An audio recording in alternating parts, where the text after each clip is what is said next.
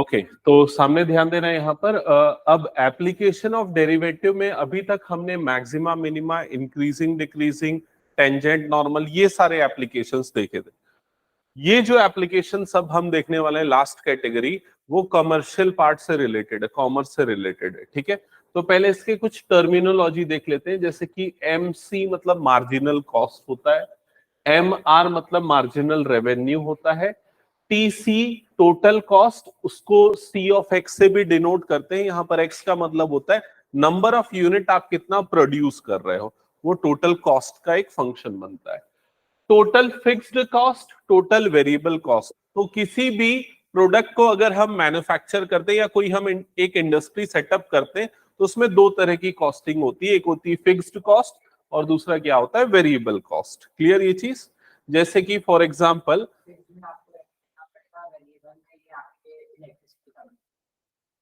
नहीं ऐसा नहीं बोलना चाहिए। मैं एक एग्जांपल बताता हूं। मान लो अगर मैं एक इंडस्ट्री सेटअप कर रहा हूं पेन बनाने की, ठीक है, तो पेन बनाने के लिए इनिशियली मुझे क्या क्या चीजों की जरूरत पड़ेगी, पूरे एक लैंड की जरूरत पड़ेगी, एक मशीनरी की जरूरत पड़ेगी, और उसके लिए मुझे पूरे इक्विपमेंट्स परचेस करने पड़ेंगे। समझ में आ रहा है? वो एक बार का इन्वेस्टमेंट है, वो फिक्स्ड कॉस्ट है जो एक बार लग रहा है। उसके बाद क्या है, वेरिएबल कॉस्ट जो है, वो एक पेन को बनाने के लिए मुझे जो कॉस्टिंग पड़ रही है, उसका मान लो रॉ मटेरियल 10 रुपए का आ रहा है, तो वो उसका क्या हो गया, वेरिएबल कॉस्ट। एक पेन बनाऊंगा तो 10 रुपए। हाँ समझ में आ गया ये सच? यस, तो भी वो लगेगा। ये सब चीजें से अवेयर हो तो फिर ठीक है। आगे बढ़ता हूं मैं। तो ये फिक्स्ड कॉस्ट और वेरिएबल कॉस्ट हो गया, और दोनों का एडिशन जो होता है उससे हमको क्या मिलता है, टोटल कॉस्ट मिलता है। अब आते हैं average cost. Total cost divided by number of unit x, इससे निकलता है total average cost. Average fixed cost तो fixed cost divided by number of units, average variable cost तो variable cost divided by number of units. Clear ये चीज? ठीक है। अब अगर हमको टोटल फिक्स्ड कॉस्ट निकालना है तो एक्स की वैल्यू क्या कर दो, जीरो, मतलब कोई प्रोडक्शन नहीं हो रहा है, तो आपको क्या मिल जाएगा, टोटल फिक्स्ड कॉस्ट मिल जाएगा। तो ये सारी टर्मिनोलॉजी से पहले आप अवेयर होने चाहिए। फिर उसके बाद आते हैं रेवेन्यू फंक्शन पे। रेवेन्यू मतलब जो भी कोई चीज हम सेल कर रहे हैं उसके बाद जो हमको टोटल इनकम जनरेट हो रही है, दैट इज कॉल्ड रेवेन्यू। वो कैसे निकलता है, नंबर ऑफ यूनिट आप कितना प्रोड्यूस कर रहे हो या कितनी डिमांड है, multiplied by price per unit. Clear ये चीज? एवरेज रेवेन्यू तो revenue function divided by number of unit, ये प्राइस पर यूनिट के इक्वल होगा। क्लियर? प्रॉफिट फंक्शन तो रेवेन्यू माइनस कॉस्ट, उससे आपको मेकअप मिल जाता है प्रॉफिट फंक्शन। एवरेज प्रॉफिट तो profit function divided by number of units, वो होता है एवरेज प्रॉफिट। अब आता है ब्रेक इवन पॉइंट। ये वो पॉइंट होता है जब आपने अपनी इनिशियल इन्वेस्टमेंट पूरी रिट्राइव कर ली। इसका मतलब जब आपका प्रॉफिट क्या हो गया, जीरो। प्रॉफिट क्या होता है, revenue minus cost is equal to क्या हो गया, जीरो। ये रेवेन्यू और कॉस्ट दोनों क्या हो गया, equal. That point is called as break even point. ठीक है। अब डिमांड फंक्शन तो जैसे हमने देखा है, अगर किसी प्रोडक्ट का अगर प्राइस ज्यादा है तो उसकी डिमांड क्या होगी, कम, और डिमांड प्राइस कम होगी तो डिमांड क्या हो जाएगी, बढ़ते जाएगी। तो ये दोनों इस तरह का फंक्शन जो ग्राफ बनता है वो है। ठीक है। इसके बाद आते हैं मार्जिनल फंक्शन पे। तो इसमें मार्जिनल कॉस्ट अगर निकालना है, यहां से स्टार्ट होता है जो लास्ट एक्सरसाइज है, वो पूरी इसी पे बेस्ड है। मार्जिनल कॉस्ट जो होता है वो क्या होता है, डेरिवेटिव ऑफ कॉस्ट फंक्शन, इससे हमको मार्जिनल कॉस्ट मिलता है। मार्जिनल एवरेज कॉस्ट तो एवरेज कॉस्ट को डिफरेंशिएट कर दोगे तो मार्जिनल एवरेज कॉस्ट मिल जाएगा, मैक जिसको बोलेंगे। अब यहां पर थोड़ा कुछ डेरिवेशन देख लो, ऐसे क्वेश्चन क्योंकि हैं आपके एक्सरसाइज में। D by D x of A C average cost, average cost कैसे निकलता है, cost function divided by X. यहां पर कौन सा रूल अप्लाई होगा, कोशिएंट रूल। ठीक है, तो डिनोमिनेटर का स्क्वायर, डिनोमिनेटर, न्यूमरेटर का डेरिवेटिव, तो कॉस्ट का डेरिवेटिव मार्जिनल कॉस्ट हो जाएगा, माइनस न्यूमरेटर मतलब सी ऑफ एक्स, और डिनोमिनेटर का डेरिवेटिव क्या हो जाएगा, 1। फर्दर इसको सिंप्लीफाई सेपरेट कर देंगे तो x into M C upon x square, और ये हो जाएगा यहाँ। हाँ, नहीं ये प्रोसेस कई बार प्रूफ करने बोलता है, कुछ क्वेश्चन ऐसे जिसमें प्रूफ दैट वाला पार्ट आता है ऐसा, तो इसलिए मैंने बता दिया। क्या पूछ रहा है, वो जो एमसी का अपना होता है सीएक्स, है ना? क्या एमसी का होता है सीएक्स मतलब? नहीं, सीएक्स का डेरिवेटिव एमसी होता है। हाँ हाँ, ऐसे क्यों होगा? हाँ तो यही किया ना मैंने, इस cx का डेरिवेटिव क्या कर दिया है mc, फिर डिनोमिनेटर और न्यूमरेटर और डिनोमिनेटर का डेरिवेटिव क्या हो गया 1। यहाँ एक्स स्क्वायर को सेपरेट कर दिया, फिर ये एक्स एक्स कट गया, तो यहाँ पर क्या बच गया 1 अपॉन एक्स। यहाँ cx अपॉन एक्स को क्या लिख दिया ac। तो ये एक ये हमको एक डेरिवेशन मिल गया MAC का, मार्जिनल एवरेज कॉस्ट का, जो कि उस पे बेस्ड क्वेश्चन है हमारे बुक में, जिसको हमको डिराइव करना पड़ेगा, प्रूव करना पड़ेगा।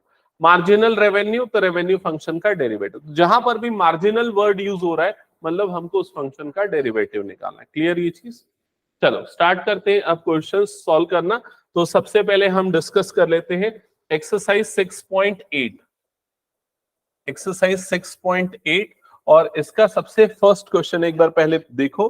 कोई एक फटाफट क्वेश्चन पढ़ेंगे, यहाँ स्टार्टिंग की एक्सरसाइज उतनी ज्यादा इंपॉर्टेंट नहीं है, तो बेसिक्स बस देख लेते हैं। अवलीन क्वेश्चन पढ़ना, क्वेश्चन नंबर 1।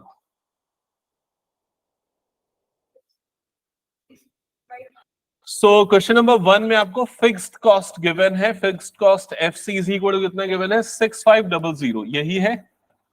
ठीक है आगे पढ़ना।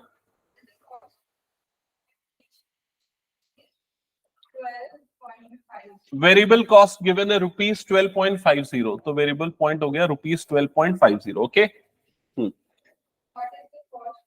What is the cost function? तो cost function C of X कैसे निकलेगा? Variable cost plus fixed cost, ऐसे ही होगा। तो यहां पर फिक्स्ड कॉस्ट पहले लिख देते हैं 6500 प्लस वेरिएबल कॉस्ट, तो पर यूनिट का इतना कॉस्ट है 12.50x, ये हो जाएगा। समझ में आया सबको ये कैसे बना है? ओके देखो, ये फिक्स्ड कॉस्ट इतना पैसा हमको लगना ही है।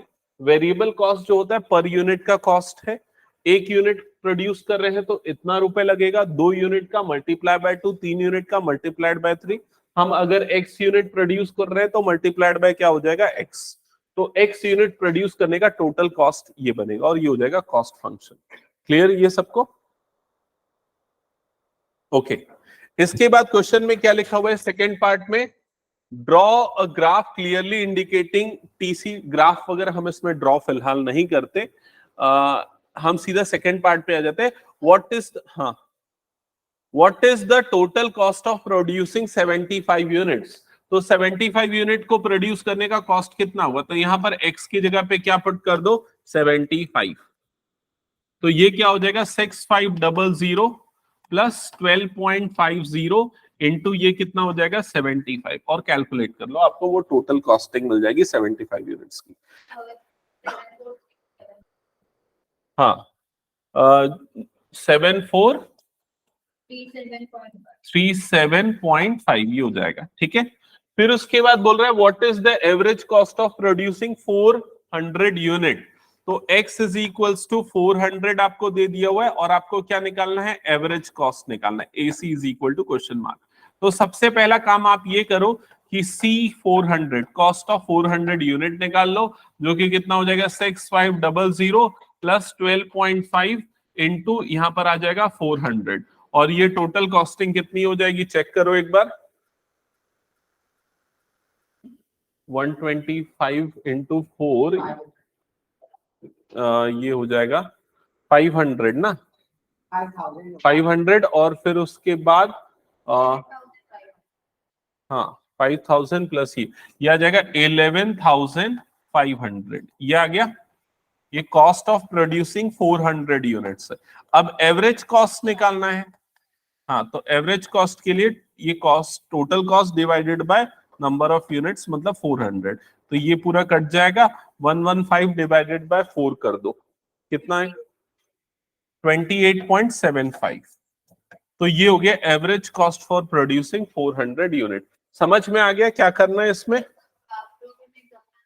नहीं आता, इवन ये पूरा एक्सरसाइज नहीं आता, क्योंकि ये डेरिवेटिव पे बनना चाहिए ना, तो ये बस एक फंडामेंटल है ये एक्सरसाइज। ओके ये क्वेश्चन नंबर 1 हो गया। वैसे ही क्वेश्चन नंबर 2 चेक करो। अवलीन ये समझ में आ गया ना कैसे हुआ? क्वेश्चन नंबर 2 चेक करो एक बार, क्या लिखा हुआ है? Cost function of certain commodities given like this function. तो आपको यहां पर एक फंक्शन गिवन है C of x is equals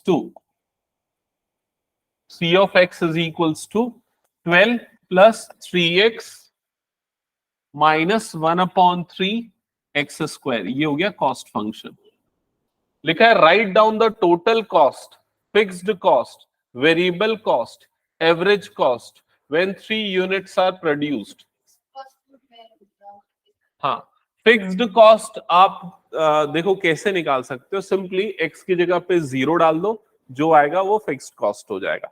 या उससे भी इजी तरीका, जिस भी टर्म में वेरिएबल नहीं है, x नहीं है, वो आपका फिक्स्ड कॉस्ट हो जाएगा। क्लियर ये चीज? सो fixed cost when x is equals to 0, so c of 0 is equals to 12, so this will be your fixed cost। ठीक है, फिर उसके बाद क्वेश्चन में क्या पूछ रहा है, टोटल कॉस्ट। तो ये टोटल कॉस्ट, तो टोटल कॉस्ट जो है ऑफ प्रोड्यूसिंग 3 यूनिट, तो यहाँ पर c ऑफ 3 निकालना पड़ेगा। x की जगह पे क्या डाल देना है, 3 डाल देना है, -1/3 इंटू 3², और फिर कैलकुलेट कर लेना जो भी आएगा, ये दोनों कट जाएगा। 12 + 9 - 3, तो कितना हो जाएगा, 9 - 3 6 + 12 कितना हो जाएगा, 18। ये हो जाएगा टोटल कॉस्ट, और फिर एवरेज कॉस्ट और बाकी सारी चीजें निकल जाएगा। स्किप कर दूं फिर इसको मैं, फिर थर्ड क्वेश्चन मैं नहीं बता रहा हूं, उसको छोड़ देते हैं ऐसे ही। फोर्थ क्वेश्चन एक बार देख लो। हाँ, ये total cost of producing 3 unit. Average cost कितना होगा उवलिन, कैसे निकलेगा बताओ तो? Average 18/3, that is equal to 6। Clear ये? हाँ, अब क्वेश्चन नंबर 4 पे आता हूं मैं। आदित्य, क्वेश्चन नंबर 4 पढ़ना, क्या लिखा हुआ है? The total cost of producing and marketing X units of commodity is given by C equals to 2x plus 1/5x square plus 5t। हाँ, सबसे पहले बता इसका फिक्स्ड कॉस्ट कितना है? फिक्स्ड कॉस्ट, हाँ, इसमें तो शायद सब लोग वो है 5e, ई कांस्टेंट है। ठीक है, फिर उसके बाद इसका वेरिएबल कॉस्ट क्या है बता? अरे ऐसे ही देख के पता चल जाएगा, जिसमें एक्स वाली टर्म है वो सब पूरे को एक साथ ले लो, वो हो गया वेरिएबल कॉस्ट, और ये क्या हो गया तेरा फिक्स्ड कॉस्ट। समझ गया? ठीक है, एवरेज कॉस्ट पूछेगा तो क्या करेंगे, डिवाइडेड बाय एक्स, तो यहाँ अपॉन एक्स कर देना, तो 2 हो जाएगा, ये x/5 हो जाएगा, ये 5e अपॉन क्या हो जाएगा, x हो जाएगा। समझ गया ना सबको? क्लियर ये? और फिर उसके बाद फॉर प्रोड्यूसिंग 5 यूनिट, तो 5 पुट कर देना, आ जाएगा आंसर। हटा दो फिर इसको मैं। अब आगे नेक्स्ट एक्सरसाइज पे मूव करें। नेक्स्ट एक्सरसाइज 6.9 पे। हाँ, 5e फिक्स्ड कॉस्ट होगा।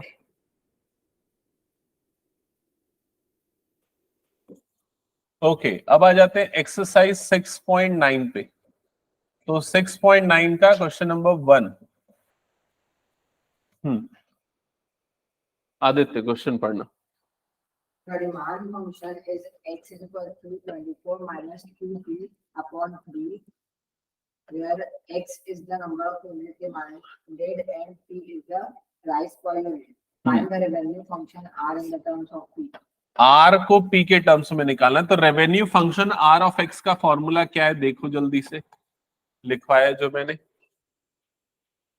हाँ, मोबाइल बंद करो और देखो क्या है revenue function r of x का फॉर्मूला, x इंटू p, मतलब डिमांड और प्राइस पर यूनिट। तो यहाँ पर x की जगह पे क्या आ जाएगा, ये आ जाएगा 24 minus 2p divided by 3 into ये क्या हो जाएगा p। समझ में आया? फिर ब्रैकेट खोल दो, मल्टीप्लाई कर दो, तो 24p minus 2p square divided by कितना हो जाएगा 3। ये हो जाएगा revenue function r of x। समझ गए ये? ठीक है, फिर उसके बाद और कुछ पूछा है कि इसमें बस इतना ही पूछा था फर्स्ट पार्ट में, फर्स्ट क्वेश्चन में। Question number 2। हाँ, क्वेश्चन नंबर 2 पढ़ना Aditya. A publishing house finds that the cost directly attributed to each is ₹30 and that the fixed costs are 15,000। यानी अपने को वो दिया हुआ है वेरिएबल कॉस्ट, अपने को ये दिया हुआ है कि एक बुक को बनाने का जो कॉस्टिंग है वो 30 रुपए है। फिक्स्ड कॉस्ट कितना है? यस, तो यहां से हम कॉस्ट फंक्शन निकाल सकते हैं। कॉस्ट फंक्शन कैसे निकलेगा? 15,000 वो जो हो गया हमारा फिक्स्ड कॉस्ट, और 30x ये क्या हो गया हमारा वेरिएबल कॉस्ट। एक बुक को पब्लिश प्रिंट करने का जो कॉस्ट है 30 रुपए। ठीक है, यहां तक समझ गए? फिर उसके बाद आगे पढ़ना क्या लिखा हुआ है। If these books can be sold for rupees 45, then determine the cost function, the revenue function, the break. तो कॉस्ट फंक्शन हमने निकाल लिया, अब रेवेन्यू फंक्शन निकालते हैं। तो उसके लिए बोल रहा है हर बुक को किस रेट पे सेल कर रहे हैं? नहीं ना भाई, बुक को किस रेट पे सेल कर रहे हैं? 45। तो एक बुक पे 45 रुपीज का 45x हो जाएगा, ये p हो गया, ये x हो गया, प्राइस पर यूनिट, और ये समझ में है? तो ये बन गया रेवेन्यू फंक्शन। फिर क्या पूछ रहा है? Break even point. cx और rx दोनों क्या हो जाएगा? Equal. Cost function revenue function, मतलब यहाँ पर 15,000 plus 30x is equal to 45x, ऐसा हो जाएगा। फिर उसके बाद इस 30x को इधर भेज दो, तो यहाँ पर 15x बच जाएगा, और यहाँ पर कितना हो जाएगा? 15,000। सो x की वैल्यू कितनी आ जाएगी? 1000। तो ये आ जाएगा आपका ब्रेक इवन पॉइंट। मतलब कि अगर 1000 यूनिट्स सेल होंगी तब जाके उसका कॉस्टिंग जो है वो रिकवर होगा। समझ में आया? इससे ज्यादा प्रोड्यूस करना पड़ेगा। नेक्स्ट क्वेश्चन पे मूव करें। Question number 3, revenue. हाँ, The selling price of a commodity is at ₹60 and its cost function is Cx equals to 35x plus 250. 35x plus 250 ये कॉस्ट फंक्शन है, और रेवेन्यू फंक्शन क्या होगा? 60x हो जाएगा। किस रेट पे सेल कर रहा है, कितना यूनिट सेल कर रहा है। ठीक है, अब क्वेश्चन में क्या बोल रहा है? प्रॉफिट फंक्शन कैसे निकलता है? 60x minus 35x. Yes, r of x minus c of x, ये होता है फॉर्मूला। और इसमें r ऑफ x हो गया 60x माइनस ये हो जाएगा 35x प्लस 250, ब्रैकेट्स वगैरह ओपन होगा, तो ये 60 माइनस 35 मतलब माइनस 250, ये हो जाएगा इसका प्रॉफिट फंक्शन। समझ गए? Equals to 10. अब ब्रेक इवन पॉइंट बोल रहा है, तो उसके लिए p ऑफ x को इक्वल्स टू 0 कर दो, and you will get x is equal to 10। ये हो जाएगा ब्रेक इवन पॉइंट। समझ गए ना? अवलीन समझ में आ रहा है?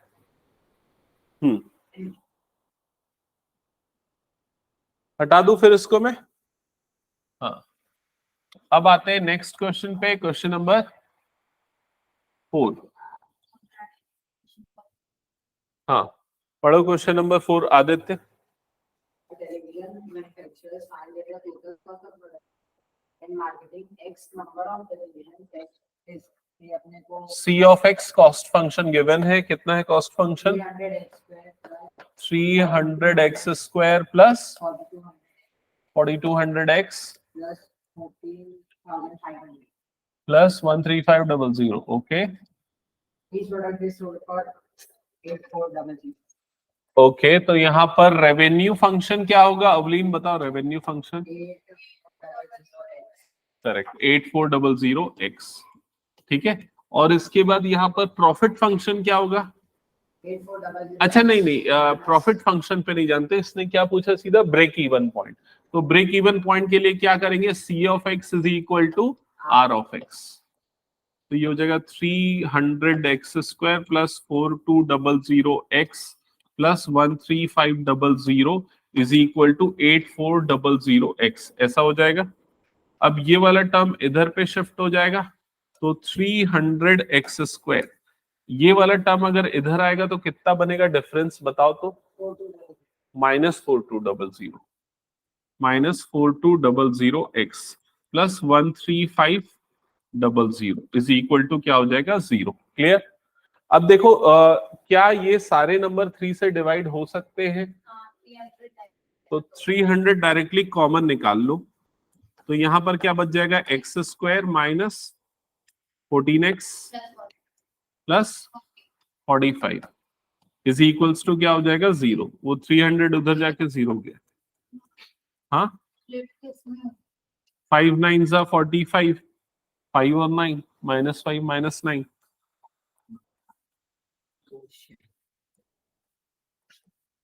क्या गलती कर दी है? निकालना ही नहीं आता है।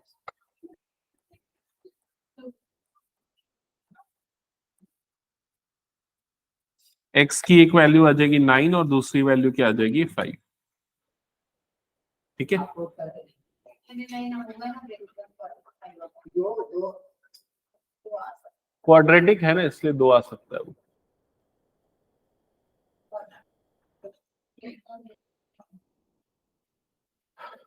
ये हो गया सभी का, तो बस बाकी सब तो ऐसे ही बनेगा, इस पे और टाइम वेस्ट अपन नहीं करते है ना, क्योंकि ये डेरिवेटिव का ही क्वेश्चन आएगा तो इस पे करने का कोई मतलब है नहीं। आगे जब बढ़ जाते हैं नेक्स्ट एक्सरसाइज पे सीधा। ठीक है, हटा दो उसको फिर मैं। हाँ, तो अब जो सबसे इंपॉर्टेंट एक्सरसाइज है वो अब हम यहाँ पर स्टार्ट करेंगे। 6.10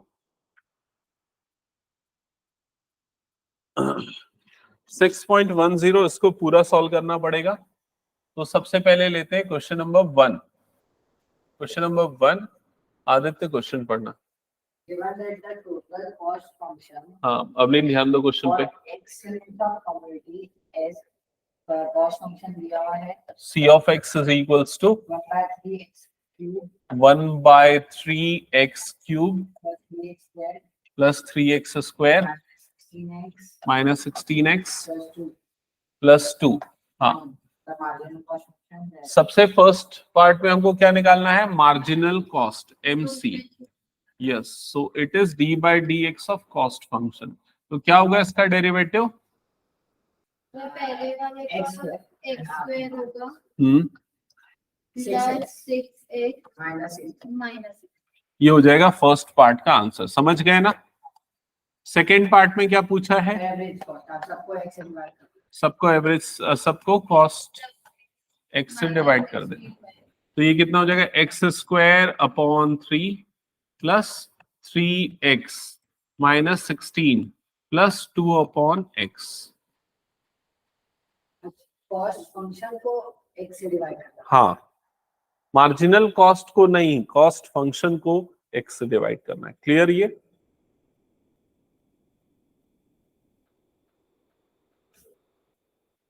कंप्लीट कर लो, फिर उसके बाद सेकेंड क्वेश्चन स्टार्ट करते हैं।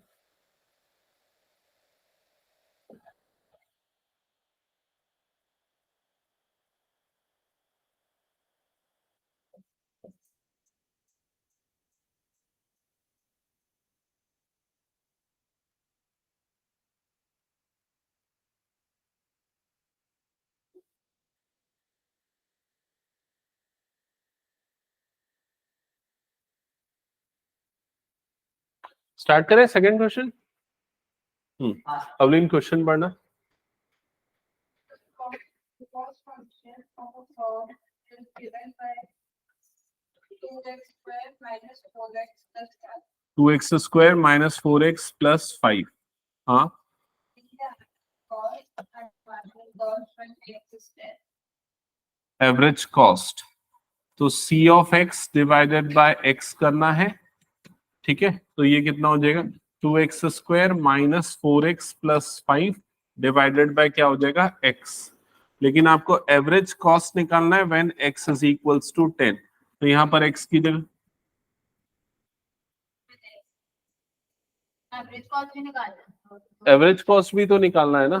दोनों को 10 से निकालना। हाँ, दोनों को 10 के लिए निकालना है।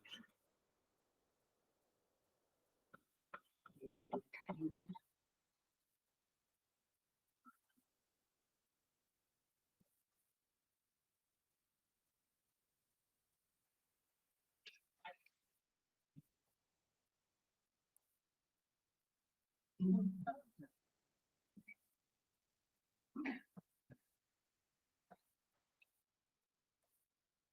16.5 आ रहा है एवरेज कॉस्ट।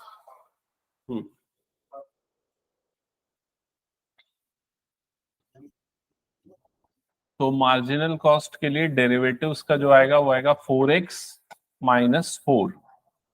ठीक है, 36 at x is equals to 10। तो ये हो जाएगा 4 into 10 minus 4 that is equal to 36। आ गया ये भी।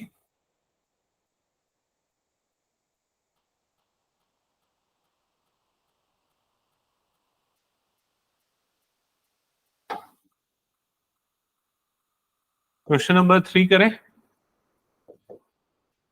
हाँ, तो क्वेश्चन नंबर 3 पढ़ना Aditya. The total cost function for production is given by the cost function दिया हुआ है. Find the number of units produced for which MC is equals to AC. चलो सॉल्व करो। तो इसमें हमने को करना क्या है? MC और AC को इक्वल करना है और X की वैल्यू निकालनी है। X number of unit produce होता है। तो सबसे पहले C ऑफ X गिवन है, MC निकाल लो। मार्जिनल कॉस्ट कितना आएगा बताओ। 3/2 X minus 7, ये हो जाएगा MC। और फिर AC निकाल लो, एवरेज कॉस्ट।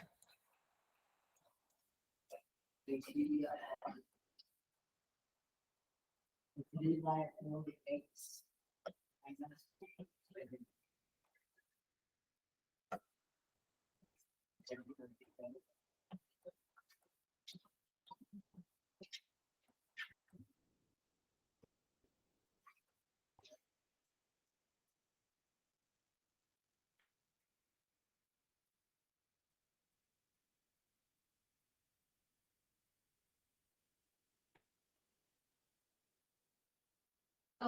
नेक्स्ट वाले क्वेश्चन में एवरेज कॉस्ट फंक्शन दिया हुआ है और मार्जिनल कॉस्ट निकालना है, तो सबको पहले x से मल्टीप्लाई करें।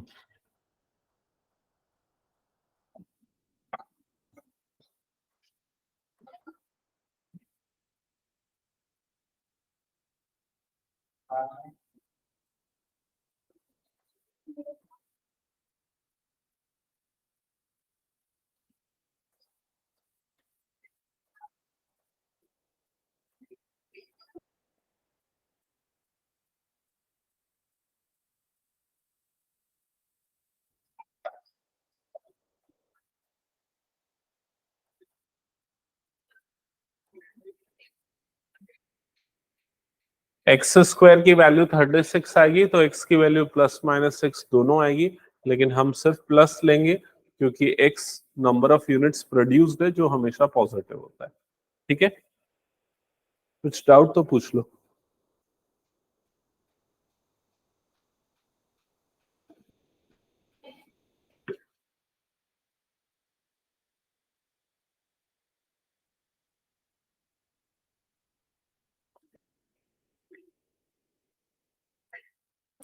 -16 का डेरिवेटिव क्या होगा?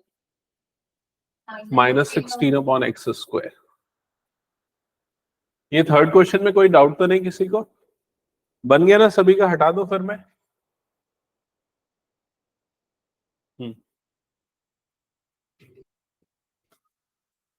गुरलीन, लास्ट क्लास का पूरा कंप्लीट हो गया था। एग्जांपल्स बना लिया,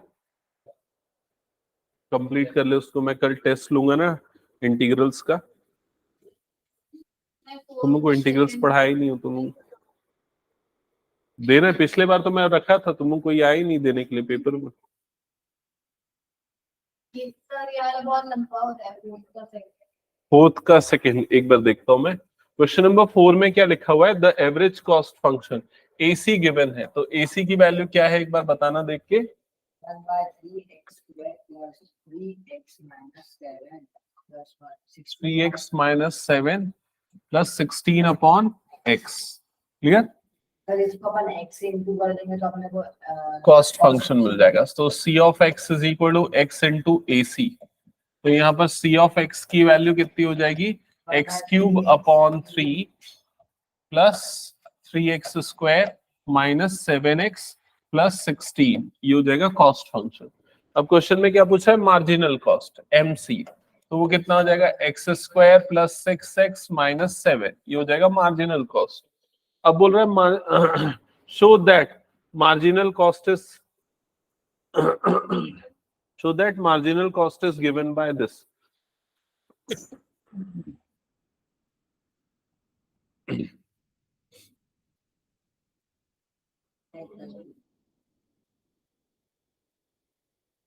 show that marginal average cost है ना, ओके। तो देखो एक मिनट मेरी बात ध्यान से सुनना। मार्जिनल एवरेज कॉस्ट MAC जो निकलता है वो कैसे निकलता है, D/dx ऑफ AC। समझ में आया ये चीज? यानी हम लोग को AC को डिफरेंशिएट करना AC को डिफरेंशिएट करना है, तो AC को डिफरेंशिएट करोगे तो AC का डेरिवेटिव क्या आ जाएगा? 2/3x²। Okay, 1/3x² plus 3x minus 7 plus 16 upon x, ऐसा है। तो ये हो जाएगा 2/3x प्लस 3, इसका तो 0 हो जाएगा, माइनस 16 अपॉन x², ऐसा ही होगा। हाँ नहीं, लेकिन उसको सब्स्टिट्यूशन से करना है।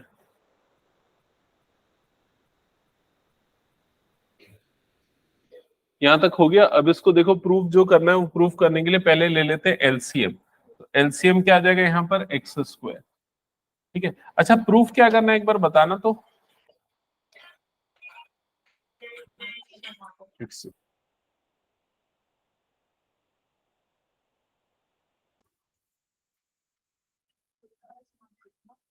क्या प्रूफ करना है आपको? Marginal average cost MAC is equal to x into MC minus C of x upon x²। ये प्रूफ करना है, ठीक है। और यहाँ पर हमने क्या निकाल लिया है, MAC निकाल लिया, मार्जिनल एवरेज कॉस्ट निकाल लिया, ठीक है। अब हम क्या करेंगे, अब हम ये वाली वैल्यू कैलकुलेट करेंगे, x into MC minus C of x upon x²। तो ये कैलकुलेट करने के लिए x इंटू MC, तो MC वाला फंक्शन देखो कहां पर हमने निकाल रखा है, ये है MC वाला फंक्शन। तो यहां पर आ जाएगा x into x² plus 6x minus 7 bracket close minus C of x। तो कॉस्ट फंक्शन क्या है यहां पर देखो, ये वाला, तो ये पूरा लिख लो, x³ upon 3 plus 3x² minus 7x plus 16 bracket close, whole divided by denominator में क्या आएगा, x²। अब इसको सिंप्लीफाई कर लो तो x और x कर जाए नहीं, अगर ब्रैकेट डायरेक्ट खोलोगे तो आधे आइटम डायरेक्ट कर, यहाँ पर ना हाँ ब्रैकेट x से मल्टीप्लाई करके, और वो वाला ब्रैकेट भी ओपन करेंगे तो आधे आइटम। तो यहाँ पर जैसे क्या आ जाएगा, x³ plus 6x² minus 7x, ये हो जाएगा minus x³ upon 3 minus 3x² plus 7x minus 16। तो कौन कौन से टर्म्स कट जाएंगे, minus 7x plus 7x cut जाएगा। अच्छा, डिवाइडेड बाय में कौन सी टर्म है यहाँ पर, x², तो डिवाइडेड बाय में x²। फिर ये वाली दोनों टर्म सब्सट्रैक्ट होगी, ये वाली टर्म में से ये टर्म सब्सट्रैक्ट होगी, तो x³ और माइनस, हाँ तो ये क्या बन जाएगा, 2/3x³ बन जाएगा, ठीक है।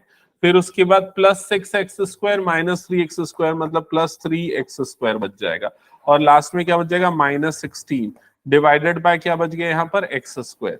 अब उसके बाद हाँ x² से डिवाइड कर दो तो 2/3x बच जाएगा, प्लस 3 बच जाएगा, और माइनस 16 अपॉन x² बच जाएगा, and that is equal to MAC, marginal average cost. हो गया प्रूफ, समझ में आ गया। ये पूरा कैलकुलेशन बड़ा है बट और एज सच कोई डिफिकल्टी नहीं। हटा दो उसको फिर।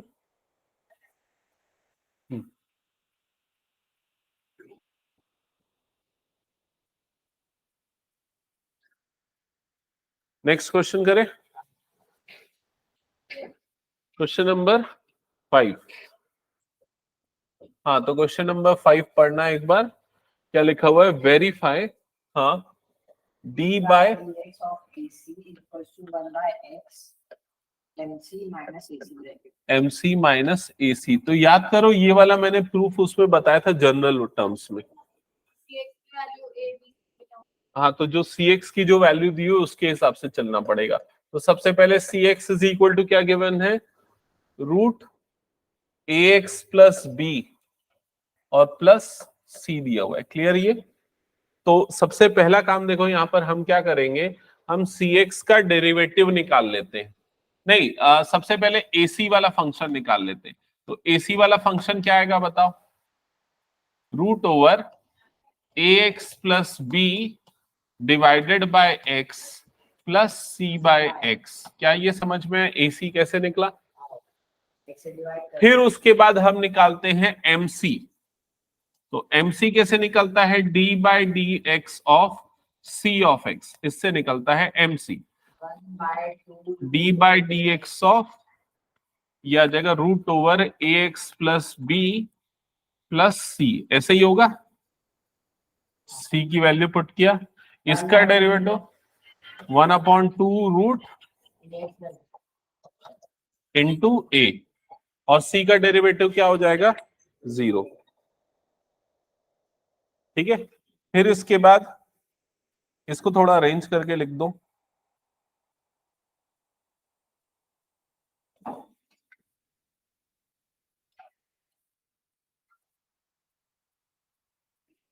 ये MC की वैल्यू मिल गई, ये AC की वैल्यू मिल गई। अब उसके बाद क्या निकालोगे? D by D x of AC।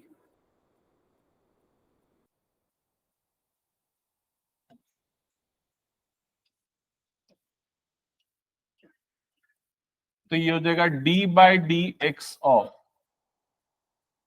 Root over AX plus B divided by X plus C upon X। क्या ये समझ में आया सभी को?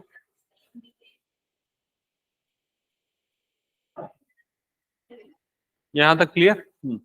अब इसका डेरिवेटिव निकालने जाएंगे तो देखना, सबसे पहले इस वाले पार्ट का डेरिवेटिव लेने के लिए लगेगा क्वोशिएंट रूल। तो क्या आ जाएगा? डिनोमिनेटर का स्क्वायर, फिर आएगा डिनोमिनेटर, न्यूमरेटर का डेरिवेटिव, समझ में आ रहा है, प्लस न्यूमरेटर डिनोमिनेटर का derivative d by D x of x, plus यहां पर c अपॉन एक्स का डेरिवेटिव हो जाएगा minus c upon x square. समझ गए डायरेक्टली कैसे निकाला मैंने? फिर उसके बाद नेक्स्ट स्टेप, ये x square as it is, ये x into 1/2 root over AX plus B into A plus root over AX plus B into 1 minus C upon x square. ठीक है, फिर उसके बाद यहां पर एलसीएम अगर ले लेंगे तो उसका एलसीएम क्या आ जाएगा? 2 रूट AX प्लस B, और ये हो जाएगा AX प्लस, ये पूरा इससे मल्टीप्लाई होगा तो 2 under bracket AX plus B, रूट हट जाएगा, divided by x square minus C upon x square. Clear? फिर उसके बाद ये वाली टर्म रेसिप्रोकल हो जाएगी और ये नीचे वाली टर्म से मल्टीप्लाई हो जाएगा, तो 2x square root over AX plus B बन जाएगा, और न्यूमरेटर में AX और 2AX मतलब क्या हो जाएगा? 3AX प्लस 2B, ऐसा हो जाएगा, minus C upon x square. कहीं कुछ डाउट तो पूछ लो, बस कैलकुलेशन बड़ा है और एज सच कोई डिफिकल्टी इसमें होनी नहीं चाहिए। समझ में है फर्स्ट डेरिवेटिव AC का? अब उसके बाद हमको ये किसके इक्वल प्रूफ करना है? देख लो, 1/x MC माइनस AC। तो ये वाला पार्ट मैं यहीं पर छोड़ रहा हूं, इस वाले पार्ट को।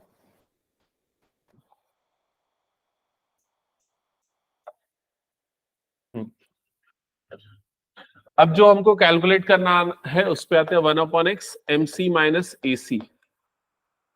तो ये हो जाएगा 1/x MC, तो MC की जगह पे MC की वैल्यू पुट कर देना, A upon 2 root AX plus B minus AC, तो AC की वैल्यू पुट कर देना root over AX plus B upon X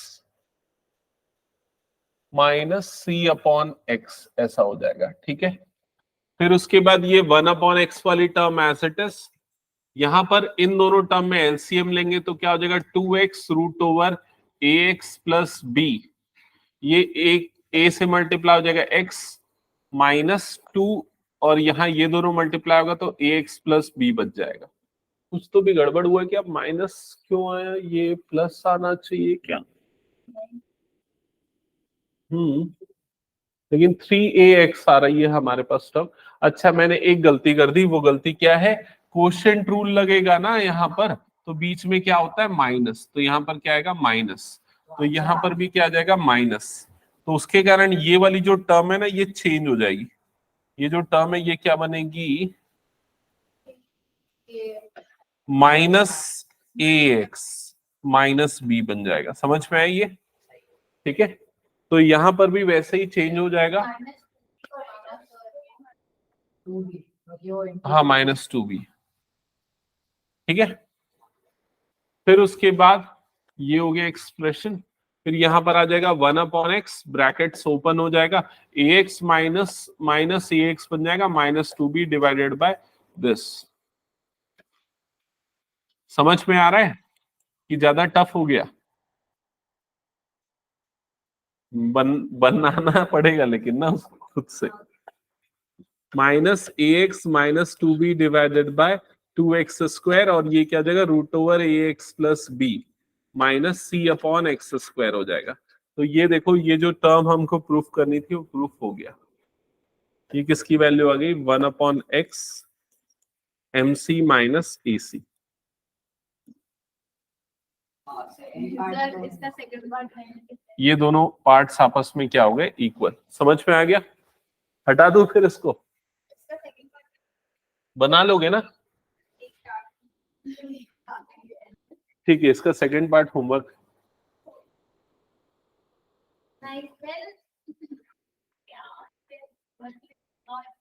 चलो नेक्स्ट क्वेश्चन पे आते हैं। Question number 6।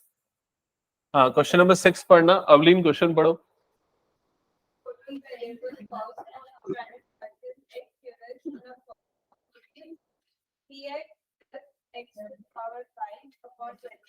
तो क्या दिया हुआ है यहाँ पर total variable cost TVC, total variable cost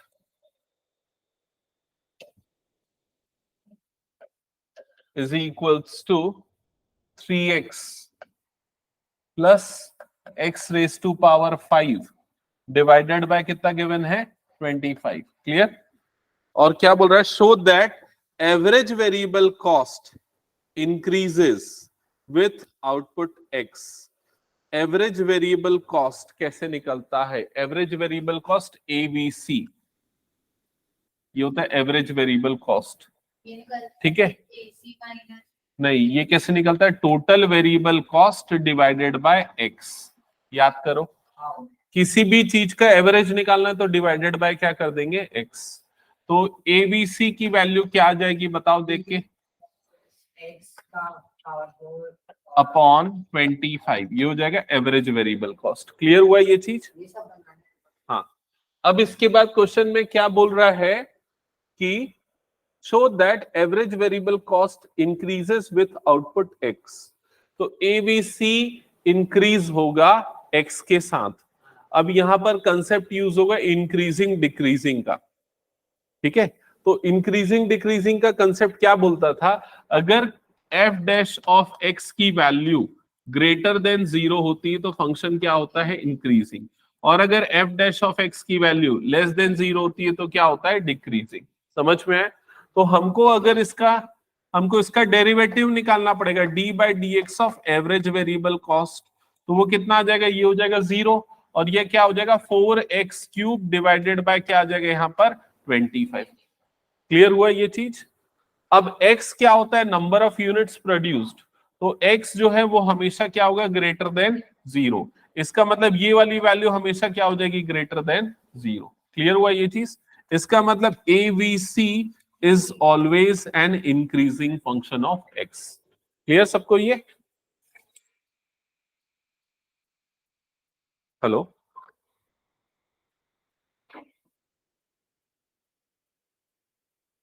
आपकी आवाज कट रही है।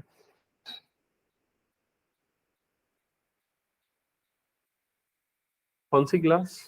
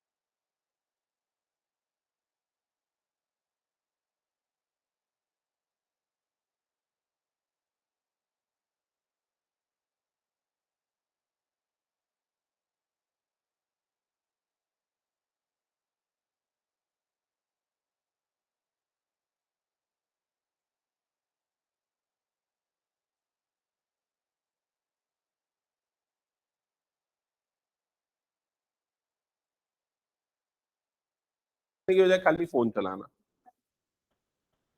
क्या नहीं बन रहा है? नेक्स्ट ट्राई ट्राई किया तुम लोगों ने?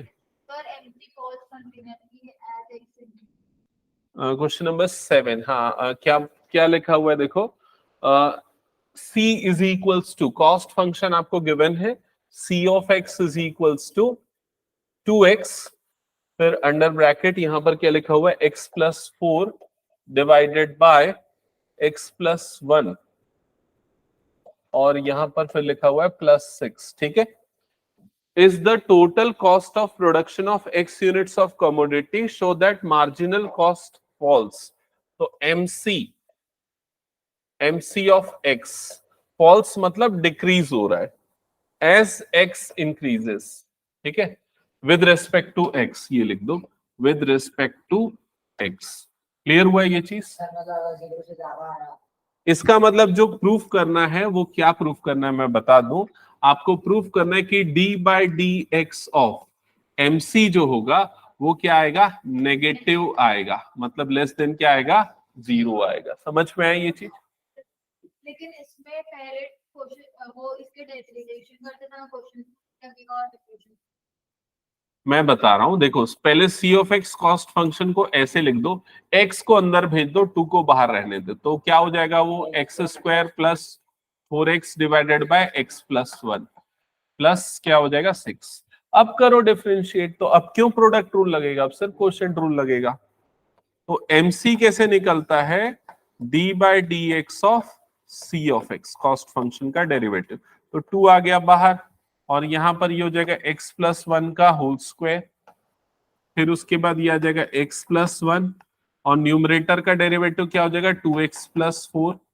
ठीक है, माइनस यहां पर क्या हो जाएगा एक्स स्क्वायर प्लस 4x, और डिनोमिनेटर का डेरिवेटिव क्या हो जाएगा 1, ब्रैकेट क्लोज। यहां तक समझ में आया? Further MC is equals to 2 under bracket, यहां पर ये क्या हो जाएगा x प्लस 1 का होल स्क्वायर, यहाँ ब्रैकेट्स ओपन होगा तो ये हो जाएगा 2x square plus 4x plus 2x plus 4 minus x square minus 4x, ये बन जाएगा। फिर उसके बाद MC इज इक्वल्स टू, देखना यहाँ पर क्या हो जाएगा, प्लस 4x और माइनस 4x टर्म कट जाएगी, 2x square minus x square क्या बच जाएगा, x square plus 2x plus 4 upon x plus 1 का होल स्क्वायर। ठीक है, वेरी गुड। सही बस। यहां तक हो गया सभी का? ये मिला MC, इसको और सिंप्लीफाई कर ले क्या,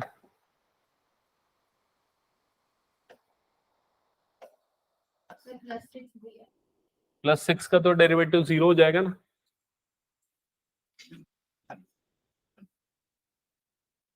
एक्स स्क्वायर यही है, इसके बाद और कुछ सिंप्लीफाई नहीं हो रहा है ना। 2x plus 4 divided by x plus 1 का होल स्क्वायर। ठीक है, ये हो गया MC। अब उसके बाद MC को फिर से डिफरेंशिएट करो। हाँ, क्योंकि MC का डेरिवेटिव नेगेटिव आना चाहिए ना, तभी तो वो डिक्रीजिंग प्रूफ होगा।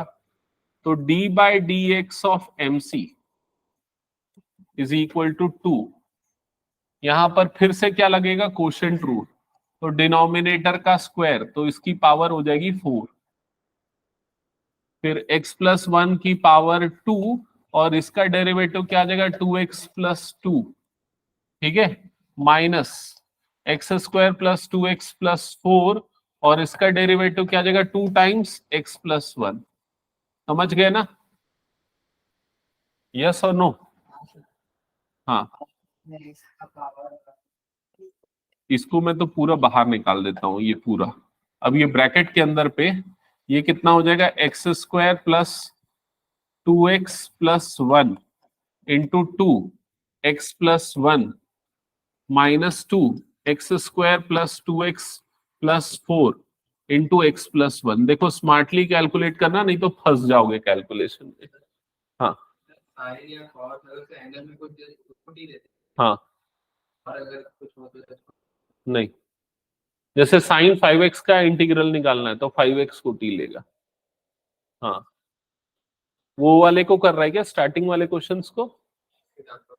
हाँ हाँ हाँ, यहां तक समझ में आ गया?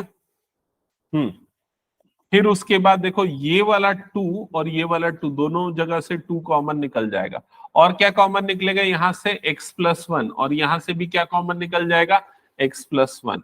तो ये बाहर में 2 और 2 और इधर पे क्या आ गया x+1 आ गया, ठीक है। और डिनोमिनेटर में क्या है x+1 की पावर कितना बचा था 4, और अब यहाँ ब्रैकेट में बच गया x² + 2x + 1, और यहाँ पर -x² - 2x - 4। समझ में आया क्या किया मैंने? देख लो और बता दो।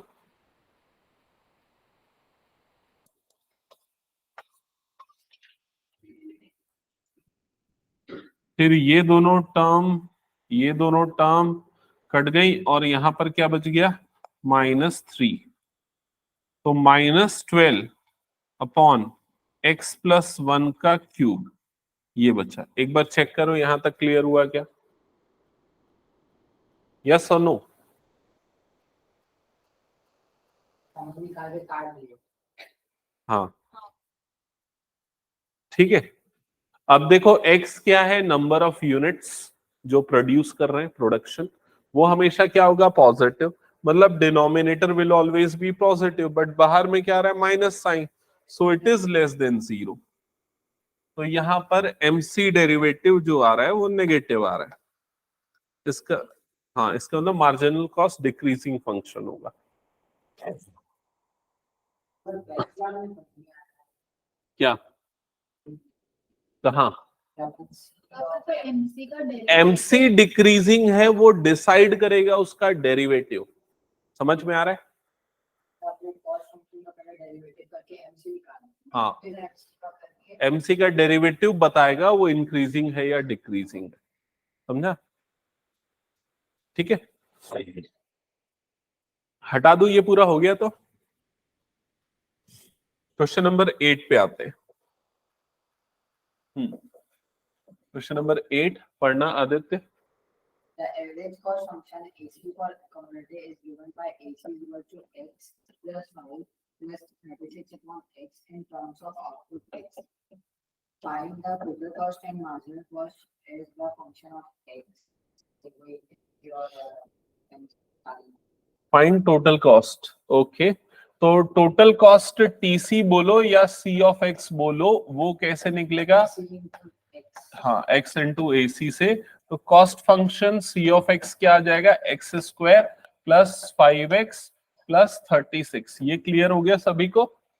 फिर क्या निकालना है, mc मार्जिनल कॉस्ट, वो कैसे निकलता है, d/dx of c of x। तो यहां पर मार्जिनल कॉस्ट mc की वैल्यू क्या हो जाएगी, 2x + 5, ये हो जाएगा मार्जिनल कॉस्ट। तो ये आ गया mc, ये हो गया c of x total cost. अब क्या पूछा है क्वेश्चन में? और The output for which AC the output for which AC increases. इसका मतलब समझना कि x की कौन सी वैल्यू के लिए AC इंक्रीजिंग फंक्शन होगा, ये आपको बताना है। तो अब हमको AC का डेरिवेटिव निकालना पड़ेगा। देखो यहां पर AC का डेरिवेटिव, क्योंकि AC इंक्रीजिंग है या डिक्रीजिंग है वो हमको चेक करना है। तो उसके लिए d/dx ऑफ AC निकालेंगे। 1 - 36 अपॉन x², ये आ जाएगा। फिर उसके बाद इंक्रीजिंग डिक्रीजिंग का कंसेप्ट रिकॉल करना, कैसे हम डिसाइड करते थे कोई फंक्शन इंक्रीजिंग है या डिक्रीजिंग।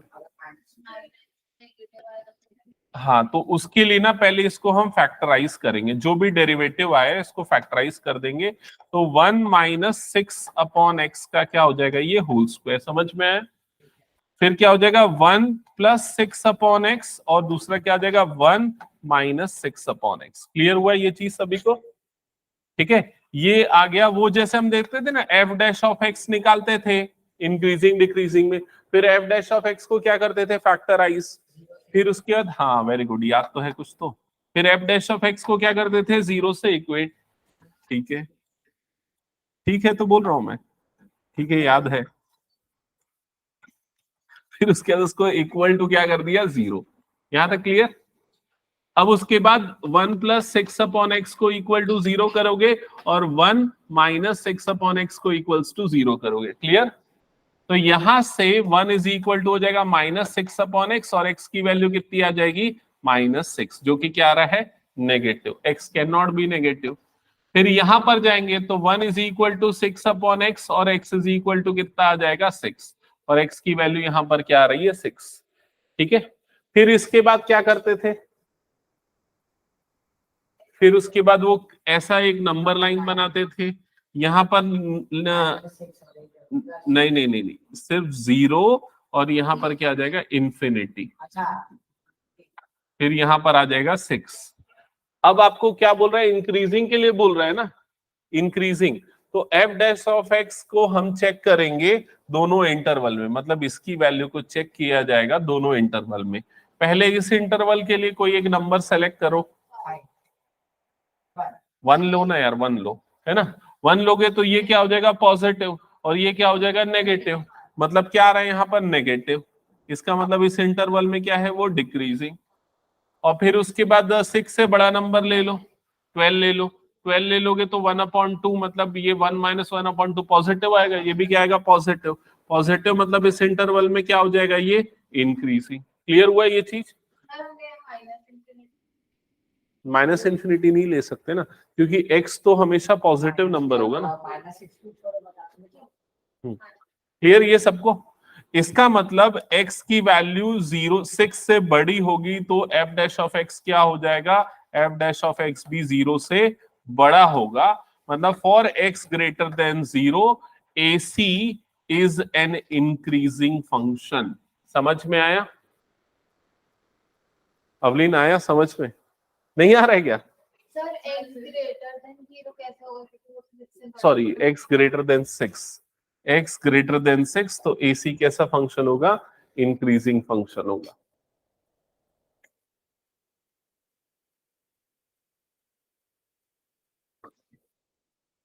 है। मेरे को नहीं लगता कि क्यों नहीं हो पाएगी, सर आधा घंटा बचा है अभी तो। आफ्टर दैट सब 22 क्वेश्चन। ठीक है तुम जाओ फिर, कंप्लीट करके आना, मैं रिकॉर्डिंग कर रहा हूँ वो पूरा। नहीं नहीं नहीं, अगले क्लास से मेरे को नया चैप्टर स्टार्ट करना है फिर। नहीं हो पाएगा 22 को। ठीक है ना, तो अभी तो बचा है टाइम, आधे घंटे में हो जाएगा। स्पीड अप पकड़ोगे ना तुम लोग भी। हम क्वेश्चन नंबर 9, चलो 35 मिनट्स बचे हैं, अभी भी हो जाएगा। हाँ क्वेश्चन नंबर 9 पढ़ना। ठीक है जाओ, लेकिन मैं अगली क्लास में पूरा चेक करूंगा 22 क्वेश्चंस नोटबुक में, ठीक है। हाँ रिकॉर्ड कर रहा हूं मैं। हाँ क्वेश्चन नंबर 9 पढ़ो एक बार। हाँ अच्छा, सी कॉस्ट फंक्शन गिवन है, सी ऑफ एक्स क्या है कॉस्ट फंक्शन, एक बार फिर से रिपीट करना। हाँ ठीक है। आपने को एवरेज कॉस्ट फंक्शन निकालना है, slope of average cost function, slope of AC ये निकालना है, और क्या निकालना है, स्लोप ऑफ एमसी ये निकालना है। तो सबसे पहले स्लोप ऑफ एसी का मतलब क्या है, d/dx ऑफ एसी, समझ गए। और स्लोप ऑफ एमसी का मतलब क्या है, d/dx ऑफ एमसी। क्या ये क्लियर हो गया? तो सबसे पहले मुझे ये बताओ एसी क्या होगा, प्लस k बाय एक्स, फिर उसके बाद d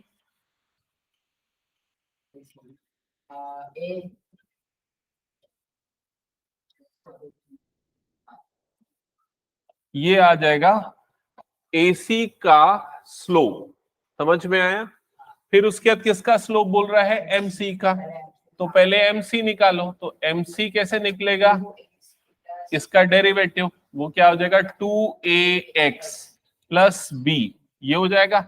अब इसका स्लोप निकालो, तो इसका स्लोप क्या हो जाएगा 2a, दैट्स इट।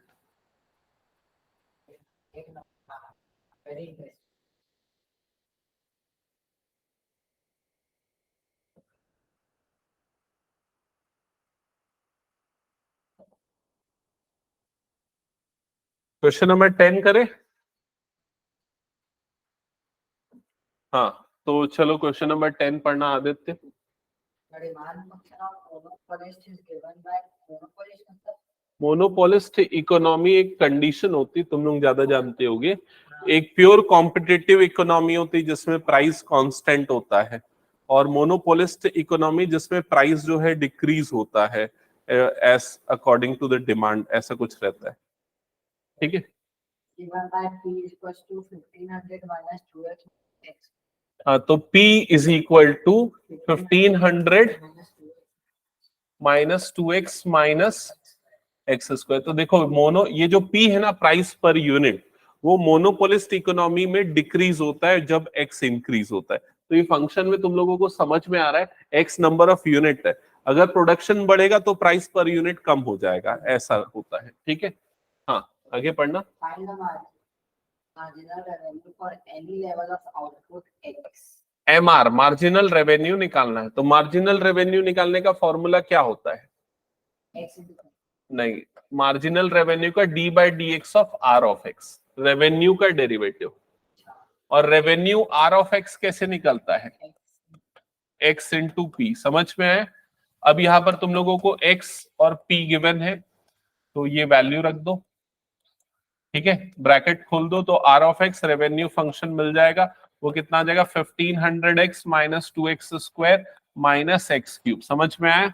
और फिर उसके एम आर निकाल लो, मार्जिनल रेवेन्यू, जो कि कितना हो जाएगा? 1500 minus 4x minus 3x square. तो ये आ जाएगा मार्जिनल रेवेन्यू फंक्शन। ठीक है, अब इसके बाद इस क्वेश्चन में और क्या पूछा है? also find the revenue when x is equal to 10 तो इस इक्वेशन में marginal revenue for x is equal to 10, तो यहाँ पर x की जगह पे 10 पुट कर देना, बन जाएगा ये क्वेश्चन। हाँ, क्वेश्चन नंबर 10 हो गया। 11 पे मूव करें, हटा दो ना। The demand for a certain product is represented by the equation P equal to 300 plus 25x P is equal to 300 plus 25x minus 6. 25x minus x square. ठीक है, rupees हाँ ठीक है। Find the marginal revenue function. तो पहले revenue function R of x निकालोगे, जो होता है x इंटू पी। तो ये R of x revenue function कितना आ जाएगा? Plus 25x square हाँ, minus 6. माइनस एक्स क्यू, ये हो जाएगा रेवेन्यू फंक्शन।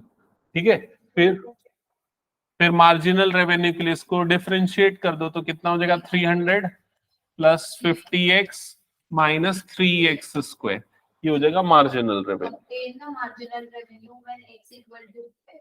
तो M R when x is equals to 12, तो यहाँ पर x की जगह पर 12 पुट कर देना, बस खत्म हो जाएगा। एंड क्या लिखा हुआ है?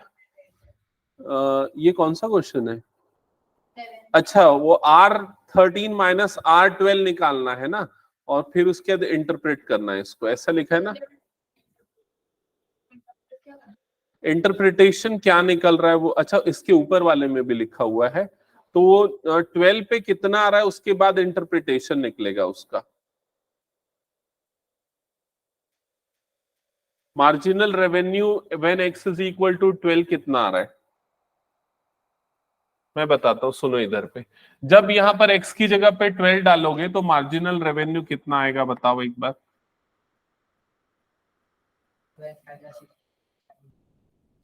600 प्लस 900, 300 900 हो गया, 144 इंटू 3 468, ये आ रहा है marginal revenue at x is equal to 12। Clear हुआ ये चीज? इसका मतलब क्या है समझना, इसका मतलब है कि जब 13th यूनिट सेल होगी, ठीक है, तो आपका जो रेवेन्यू होगा उससे वो कितना होगा? वो होगा ₹468। ये इंटरप्रिटेशन मिला आपको। क्लियर हो?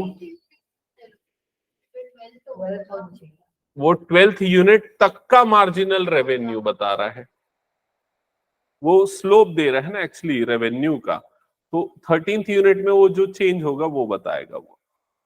ठीक है,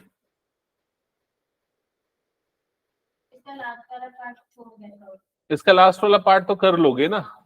तो उसमें ना, उसमें एक चीज इंटरप्रिटेशन में डिफरेंस होगा, R13 माइनस R12 ये लिखा हुआ है ना, R13 माइनस R12, इसका मतलब क्या होगा पता है कि 13th unit, exactly 13th unit में कितना रेवेन्यू जनरेट हुआ सेल होने पे, इसका ये मतलब है। मतलब वो दोनों सेम है ना, 4 से 4 तो 0 हो जाता है। नहीं नहीं नहीं, R13 और वो पर वाला सेम है ना।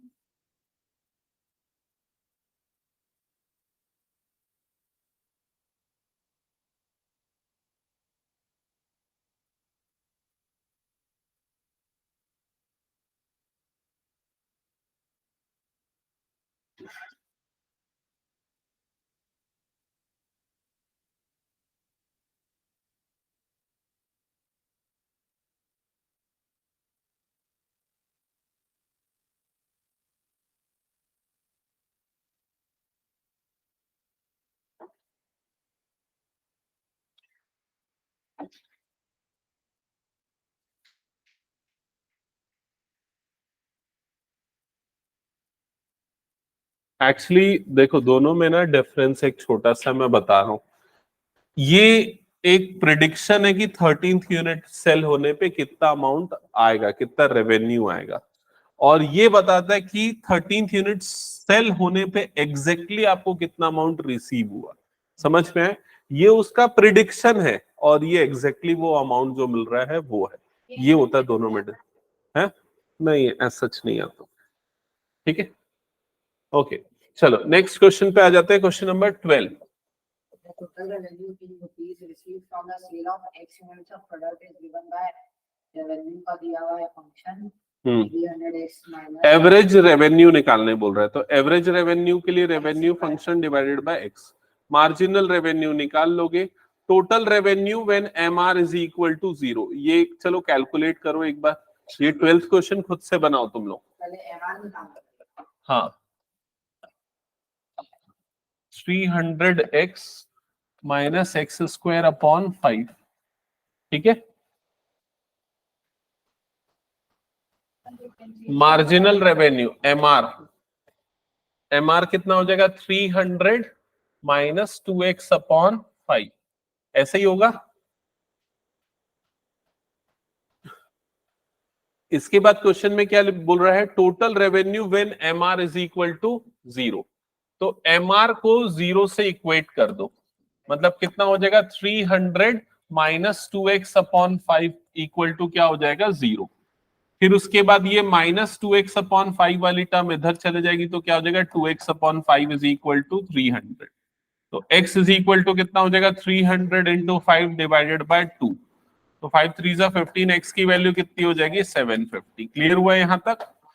तो मार्जिनल रेवेन्यू तब 0 होगा जब x की वैल्यू कितनी होगी 750। अब x की वैल्यू 750 इस रेवेन्यू फंक्शन में पुट कर दो, यहां पर x की जगह पे। क्लियर? होमवर्क हो गया?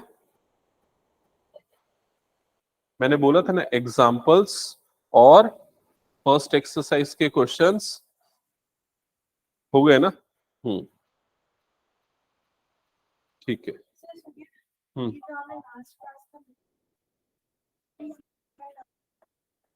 कौन से क्वेश्चन के?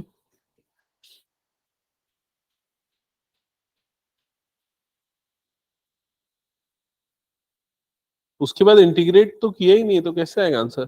t की पावर 1/2 है ना, तो इंटीग्रेशन कितना हुआ t की पावर 3/2 अपॉन 3/2। तो करो तो पहले पूरा सॉल्व, फिर बाद में t की वैल्यू भी तो पुट करनी पड़ेगी, है ना? ओके ये हटा दो, फिर हो गया ना ये। हाँ नेक्स्ट क्वेश्चन पे आते हैं, क्वेश्चन नंबर 13। डिमांड फंक्शन से आप लोगों को वो लिखवाए क्या कौन सा क्वेश्चन में आ रहा है? अरे if P is equal to represent the demand function for product P is equal to क्या लिखा हुआ है? P इज एक सेकेंड ना, P is equal to 100 upon Q plus Q 100 upon Q plus 2 minus 4 minus 4, ये डिमांड फंक्शन है, ठीक है।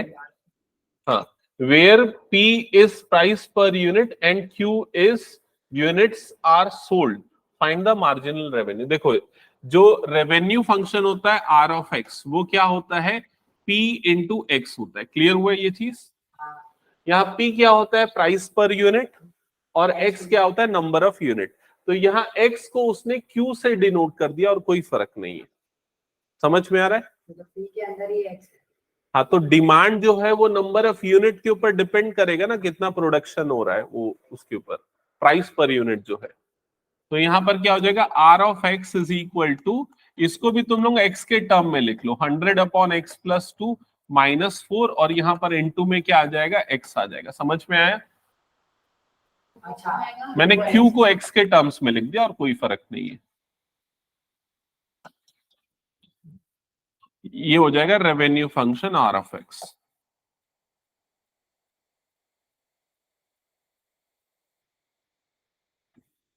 डिफरेंशिएट कर देना और फाइनली फिर X को Q से रिप्लेस कर देना, फाइनल आंसर।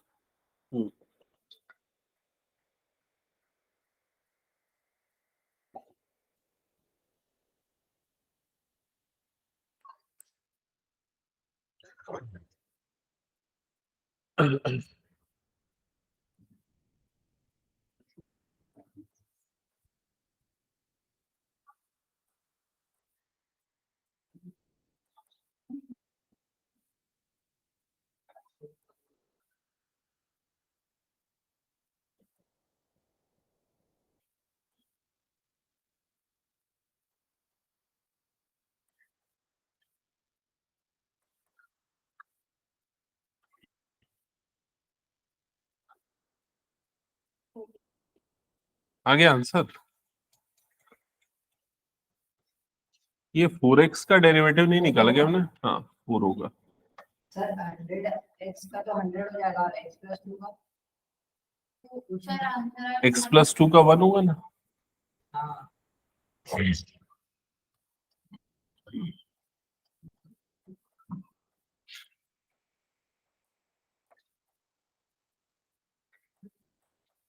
ये आ जाएगा मेरे ख्याल से आंसर। अच्छा सॉरी, क्यू के टर्म्स में दिया है ना। हो गया, हटा दो फिर इसको मैं। चलो नेक्स्ट। अब हाँ बस, और क्या करना है, 14 क्वेश्चन, स्पीड बढ़ाओ अब थोड़ा सा। a company finds that the total revenue from sale of Q units and a unit को Q से दिया of its product is 2 rupees, whereas the cost is 500 plus 1 by 2 Q upon 20 car square. Hmm, Find the rate of change of profit when Q is equal to 500. Okay, तो एक company को total revenue मिल रहा है Q unit cell करने से 2Q, मतलब यहाँ पर R ऑफ X जो फंक्शन है वो कितना हो गया, 2X हो गया। समझ गए ना, वो 2Q है, Q को मैं X से डिनोट कर देता हूँ, ठीक है। वेयर एज द कॉस्ट, तो C ऑफ X आपको दिया हुआ है कॉस्ट फंक्शन, कितना दिया हुआ है कॉस्ट फंक्शन, 500 प्लस 1/2, और ये कितना है, X अपॉन 20 का होल स्क्वायर। समझ में आया ये पूरा? पहले P of X निकाल लेंगे, फिर X को 500। हाँ हाँ, नहीं P ऑफ X निकालना से सिर्फ नहीं होगा, उसका डेरिवेटिव भी निकालना ना, rate of change of P of X बोल रहा है ना, ठीक है। बोल रहा है rate of change of profit function, rate of change of P of X when X is equals to 500। तो पहले P ऑफ X मिलेगा R of X minus C of X से, और यहाँ R ऑफ X की जगह पे आ जाएगा 2X minus 500 minus 1/2 X square upon 400। हाँ, इन दोनों को मल्टीप्लाई, हाँ हाँ कर दो ना, माइनस X स्क्वायर अपॉन 800 हो जाएगा, ये आ जाएगा P ऑफ X। फिर उसके बाद dP of X by dx, 2 इसका डेरिवेटिव हो जाएगा 0, माइनस 2x अपॉन कितना हो जाएगा ये 800, मतलब 2 माइनस x अपॉन 400, ये आ जाएगा dP of x by dx। अब उसके बाद बोल रहे हैं when x is equal to 500, तो d बाय dx ऑफ P of x when x is equal to 500, तो x की जगह पे 500 डाल दो, तो 2 माइनस 5/4 हो जाएगा। 4 2 8 माइनस 5 मतलब 3/4। 3/4 आना चाहिए आंसर इसका। क्वेश्चन नंबर कौन सा है? 14th। हाँ यही आ रहा है ना, 0.75। 3/4 मतलब 0.75। उसने दो आंसर दिया है ना शायद, एक मेरे ख्याल से ये वाला आंसर छोड़ा है और दूसरा ये वाला आंसर है।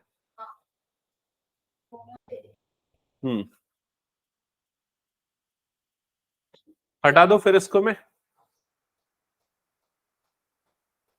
क्या हुआ आदित्य, मजा आ रहा है सॉल्व करने में? नहीं आ रहा है क्या? वो पहले वीडियो में ऐड कर देती। ठीक है। हाँ इसके बाद क्वेश्चन नंबर 15। ये तो बकवास क्वेश्चन है, बना लोगे? बता फिर मेरे को कैसे बनाएगा। बता, सबसे फर्स्ट पार्ट में क्या निकालेगा? मार्जिनल कॉस्ट फंक्शन निकालना। कैसे निकलेगा? C of x को 1 डिफरेंशिएट। Very good. फिर इसको x से डिवाइड कर देंगे, मतलब उससे C of x को x से, फिर योग ऑफ एवरेज कॉस्ट, यानी जो एवरेज कॉस्ट फंक्शन आएगा उसको डिफरेंट। वेरी गुड, ठीक है। 17th, ये 15 था ना? हाँ तो 15 छोड़ दिया, ये होमवर्क है। 16th question. If the cost of production of x unit is C, the cost function दिया है। Find the average cost function on and the average cost and the output x when average cost is minimum. Sir इसमें minimum हाँ, इसमें अब minimum maxima लगेगा। हाँ क्या? t+1 ऐसा थोड़ी निकलेगा। t+1 किसका इंटीग्रेशन होता है, ऐसा क्यों पूछ रहे हो? t+1 आ जा रहा है तो उसको इंटीग्रेट करना है अभी। तो t की पावर 1/3 को ब्रैकेट खोल के अंदर दोनों टर्म से मल्टीप्लाई करो, तो t की पावर 1/3 और t की पावर 1, तो दोनों की पावर ऐड हो जाएंगी आपस में, तो t की पावर 3/4 बनेगा, 4/3 बनेगा। समझ में? फिर इंटीग्रेट करना है। तू बना रहा है कि नहीं बना रहा है? हाँ हाँ ठीक है, समझ में आ रहा है ना? हाँ हाँ ठीक है। और माही कहाँ तक हो गया? डे 1 कंप्लीट, डे 2 स्टार्ट कर दिया ना? ठीक है, समझ में आया? पक्का? ठीक है। फॉर्मूला याद हो गया? हाँ ये मैं पूछूंगा फॉर्मूला आज क्लास स्टार्ट होने के पहले। हाँ क्वेश्चन नंबर 16 बनाना स्टार्ट किया ना।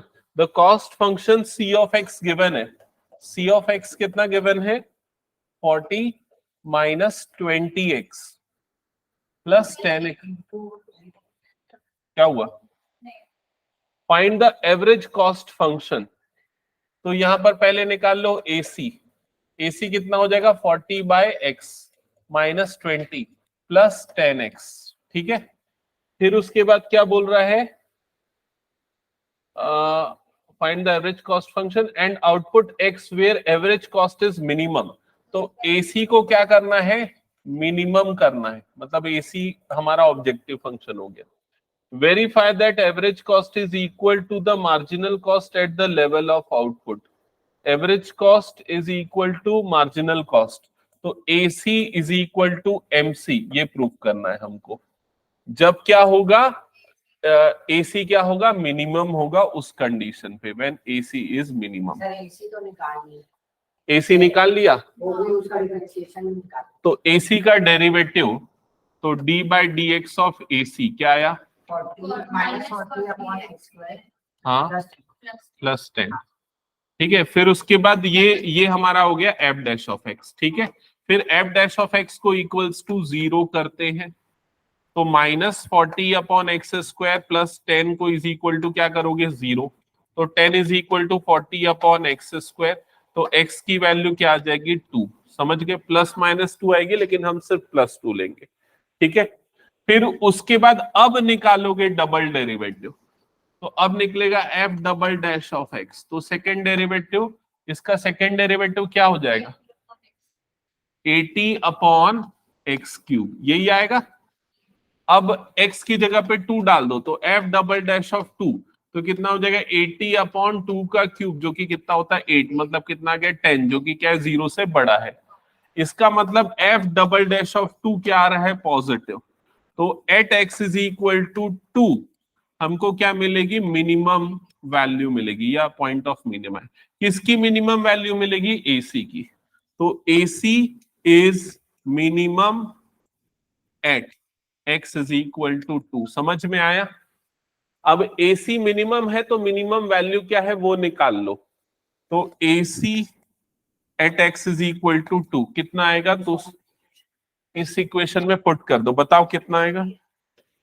2 पुट करोगे तो 20 माइनस 20 0, और ये आ जाएगा फिर 20। तो AC की मिनिमम वैल्यू आ गई 2। अब ये MC के बराबर होगा, ये बोल रहा है, तो MC निकालो। सर MC आ रहा है -20 प्लस 20। MC -20 प्लस 20x, फिर x की जगह पे यहां डाल दो 2। तो MC at x is equal to 2। इससे MCQ भी दिया था। हाँ, फिर MC भी कितना आ जाएगा 20। तो यही आपको प्रूफ करना था, MC और AC दोनों क्या होंगे, सेम होंगे। समझा? अब समझा मिनिमा और मैक्सिमा क्यों पढ़ते थे। मतलब सब बेसिकली लास्ट एक्सरसाइज में कमाई कर ये आ रहे जाएगा हाँ। हैं, इसी क्वेश्चन आएगा। हाँ, यही मेरे, इसीलिए मेरे को ज्यादा चांस लगा था पिछले बार भी कि लास्ट एक्सरसाइज से ही क्वेश्चन आएगा। सर या तो मैक्सिमम मिनिमम आएगा या हम्म इससे इससे कॉमर्स अप्लाइड मैथ्स में ना, मतलब मुझे लगता है इससे क्वेश्चन देना ही चाहिए, आ सकता है क्वेश्चन पेपर ही ज्यादा चांस इससे, मुझे लगता है। ठीक है, पता नहीं है ना, 2 साल ही पेपर हुआ है। 2 साल ही हुआ है, उसमें पिछले साल तो प्रिडिक्शन तोड़ दिया उसने पूरा। सैंपल पेपर जैसा दिया, फाइनल पेपर वैसा नहीं दिया। तो सैंपल पेपर के ऊपर रिलाय भी नहीं कर सकते। मतलब मैंने पिछले साल जो बच्चों को पढ़ाया था ना, उसमें पूरा सैंपल पेपर और उससे उसके जैसे पूरे क्वेश्चन करवा दिए, लेकिन वैसा क्वेश्चन नहीं आया। सैंपल पेपर के क्वेश्चन पेपर से मिलता जुलता नहीं आया। पढ़ते थे ना। हाँ, और मैं कोर मैथ नहीं, कोर मैथ्स में तो ज्यादा प्रिडिक्शन पॉसिबल है as compare to applied maths, क्योंकि उनका बड़ा डेटा है ना। अनुश्री पढ़ती थी और वो लोग पढ़ते थे, बहुत सारे बच्चे पढ़ते, मतलब 4 5 6 बच्चे थे उसमें। हाँ, ये यहीं रहती है, जैन। और एक आगरा से एक बच्ची पढ़ती थी, वो बहुत जान खाती थी। ऑनलाइन में पढ़ती थी वो आगरा से, लेकिन वो क्या है ना, मतलब ऑनलाइन में बहुत पूछती थी वो क्वेश्चंस। हाँ, अब क्या है, और ऑनलाइन में समझा पाना मुश्किल हो जाता है ना थोड़ा सा।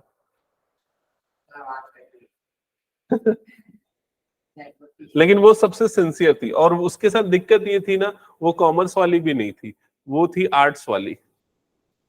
तो आर्ट्स वालों को आप पढ़ाओगे अप्लाइड मैथ्स, तो उनको कई टर्मिनोलॉजी समझ में नहीं आती है। जैसे ये सब जो तुम लोगों को AC MC ये सब पढ़ा रहा था ना, उसको पूरा डिटेल में पढ़ाना पड़ा था मुझे। हाँ, अभी वो उसमें एडमिशन ली, बहुत अच्छे कॉलेज में। अभी कुछ दिन पहले उसका मैसेज आया था, DU में, वही जो आगरा वाली लड़की थी ना, दिल्ली यूनिवर्सिटी में नहीं, नाम भूल गया उसका कॉलेज का, बहुत फेमस कॉलेज है, कमला नेहरू कॉलेज ऐसा कुछ तो भी है शायद तक, कोई सा अच्छा कॉलेज, DU दिल्ली यूनिवर्सिटी के अंदर आता है वो। और हाँ, टॉप कॉलेजेस में से है वो इंडिया के। कट ऑफ देखे थे यार, उसका अच्छा आया था परसेंटेज, ध्यान नहीं है, लेकिन अच्छा आया था। मगर परसेंटेज से नहीं सर, CUT छोटा है। हाँ, दोनों क्राइटेरिया रहता है, मिनिमम कट ऑफ ये रहता है और CUT। ओके, नेक्स्ट क्वेश्चन कौन सा करना है? क्वेश्चन नंबर 17 करना है ना, चेक करो तो। 70 हाँ, demand function of monopolist is P so P of X demand function आपको दिया हुआ है, P दिया हुआ है मतलब, ठीक है, P is equals to 300 minus x square. ये 300x माइनस x क्यूब हो जाएगा, क्योंकि अपन एक्सेल हाँ, डिमांड, हाँ, रेवेन्यू फंक्शन के लिए x से मल्टीप्लाई कर देना, मार्जिनल रेवेन्यू के लिए डिफरेंशिएट कर देना, फिर रेवेन्यू क्या होना चाहिए, मैक्सिमम। तो फिर रेवेन्यू को डिफरेंशिएट करके वही वाला मैक्सिमम मिनिमम वाला हो जाएगा ये। फिर उसके बाद क्वेश्चन नंबर 18 चेक करो एक बार। demand by X, the price is x is equals to 600 minus p divided by 8, ये आपको दिया हुआ है, ठीक है, where p is price per unit, okay, and x is number of units produced at a week, total cost given है, cost function c of x given है, और वो कितना है x square plus 78x plus 2500, ये भी given है, ठीक है। Find the value of x for profit is minimum, so p of x को मैक्सिमम बोल रहा है क्या, p ऑफ x को क्या करना है मैक्सिमम, सर पहले p मल्टीप्लाई कर देंगे। नहीं नहीं, r ऑफ x निकालना है ना, रेवेन्यू फंक्शन, तो वो कैसे निकलेगा, p इंटू एक्स से निकलेगा। हाँ तो x तो दिया हुआ है ना, p नहीं, ऐसा मत करो, आप यहां से ना p की वैल्यू निकालो x के टर्म्स में, समझ में आ रहा है, p की वैल्यू निकालो x के टर्म्स में, तो p की वैल्यू कितनी आ जाएगी, देखो यहाँ पर 600 माइनस 8x, ये आएगी p की वैल्यू, और p की वैल्यू को फिर यहां पर पुट करो, r of x is equal to कितना हो जाएगा, ये 600 माइनस 8x इंटू कितना हो जाएगा x, समझ में आया ये चीज। तो r ऑफ x की वैल्यू कितनी आ जाएगी यहाँ पर 600x माइनस 8x स्क्वायर, ये आ जाएगा r ऑफ x की वैल्यू। अब ये r ऑफ x आ गया, और ये क्या हो गया, c ऑफ x आ गया। अब यहां से क्या निकालोगे, p ऑफ x निकालोगे, प्रॉफिट फंक्शन, तो cost minus revenue minus cost, मतलब कितना हो जाएगा 600x minus 8x square, bracket close, minus ये कितना हो जाएगा x square minus plus 78x plus 2500, कितना आएगा इसका डिफरेंस बताओ, प्रॉफिट फंक्शन क्या बन जाएगा,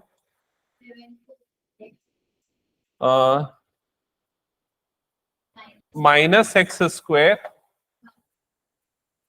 नहीं नहीं नहीं, माइनस एक्स स्क्वायर नहीं आएगा, minus 9x square minus 9x square plus 522x minus 2500, यही आएगा ना। एक काम करो, इसमें से कॉमन निकाल लो, माइनस 9 निकाल लो कॉमन, 1 सेकंड नहीं होगा, ये 9 से डिवाइड होता है, 9 5 जा 40, हाँ ये होता है 9 से डिवाइड, ये 2500 नहीं होता ना, हाँ, तो माइनस बस कॉमन निकलेगा, तो क्या हो जाएगा यहाँ 9x स्क्वायर माइनस 522x और प्लस 2500, ये आ जाएगा। समझ में आया यहाँ तक प्रॉफिट फंक्शन। फिर प्रॉफिट फंक्शन को क्या करेंगे, डिफरेंशिएट, 18x minus 500.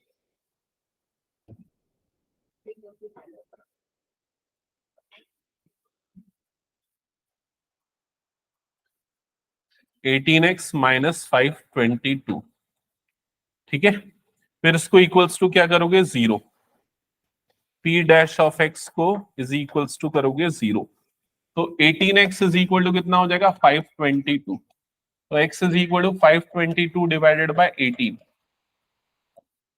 18 टू जा 36, फिर उसके 52 में 36 माइनस होगा, वो सेकंड करके आओगे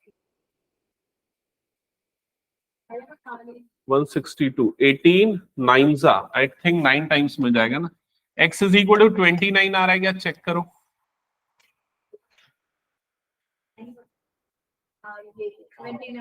है ना, p डैश ऑफ x आया। अभी उसमें आपको प्रॉफिट मैक्सिमम प्रूफ करना है ना, तो p डबल डैश निकालोगे, p double dash of x, second derivative निकालोगे, तो इसका सेकेंड डेरिवेटिव नहीं माइनस 18 आएगा ना, minus 18 which is less than 0, तो इसका मतलब क्या हो रहा है, उसमें मैक्सिमम मिल रहा है, कब मिल रहा है, जब x इज इक्वल टू कितना है 29, तो 29 यूनिट प्रोड्यूस करने पे मैक्सिमम प्रॉफिट होगा। समझ में आ गया सभी को ये?